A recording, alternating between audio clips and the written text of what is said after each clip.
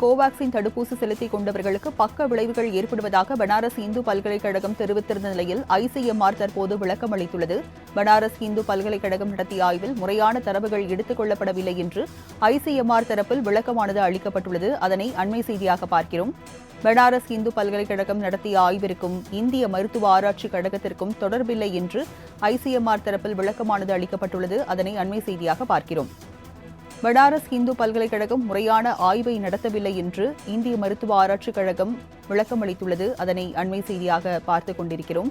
கோவாக்சின் தடுப்பூசி செலுத்தியவர்களுக்கு பக்க விளைவு வரும் என்ற செய்தி ஏற்கத்தக்கதல்ல என்று ஐசிஎம்ஆர் தரப்பில் விளக்கமானது அளிக்கப்பட்டுள்ளது. விவரங்களை செய்தியாளர் செலினா வழங்க கேட்கலாம். செலினா, ஐசிஎம்ஆர் தரப்பில் என்ன விளக்கம் கொடுக்கப்பட்டிருக்கு? அதாவது ஏற்கனவே கொரோனா தடுப்பூசி, கோவாக்சின் தடுப்பூசி மற்றும் கோவிஷீல்டு தடுப்பூசி செலுத்திக் கொண்டால் உடல் உபாதைகள் ஏற்படுவதற்கான வாய்ப்பு இருப்பதாக தெரிவிக்கப்பட்டிருந்தது. இந்த நிலையில் தற்பொழுது கோவாக்சின் தடுப்பூசி செலுத்தியவர்களுக்கு பக்க விளைவு வர வாய்ப்பு இல்லை என இந்து பல்கலைக்கழகம் ஏற்கனவே ஒரு அறிவிப்பு ஒன்று வெளியிடப்பட்டிருந்தது.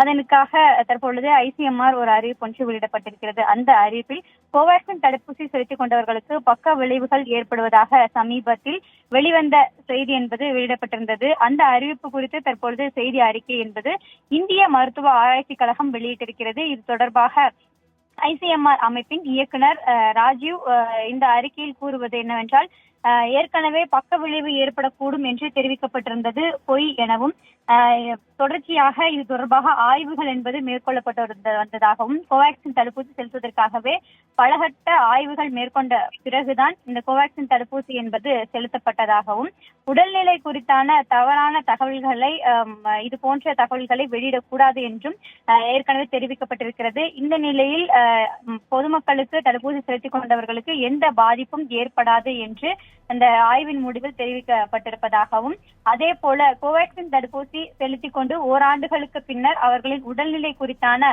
தரவுகள் மருத்துவர்களின் மேற்பார்வை இல்லாமல் சேகரிக்கப்பட்டிருப்பதாகவும், இது ஏற்றுக்கொள்ள முடியாது என்றும் ஐசிஎம்ஆர் விளக்கம் என்பது கொடுக்கப்பட்டிருக்கிறது. குறிப்பாக பிரான்ஸ் இந்து பல்கலைக்கழகம் கோவாக்சின் செலுத்திய நண்பர்களுக்கும் செலுத்தாத நண்பர்களுக்கும் இடையே முறையான ஆய்வுகளை நடத்தவில்லை என்றும் இந்த ஆய்வின் முடிவில் தெரிவிக்கப்பட்டிருப்பதாகவும், அதே போல இந்து பல்கலைக்கழகம் நடத்திய ஆய்விற்கும் எங்களுக்கும் எந்த அமைப்பிற்கும் எந்த தொடர்பும் இல்லை எனவும் விளக்கம் அளிக்கப்பட்டிருக்கிறது.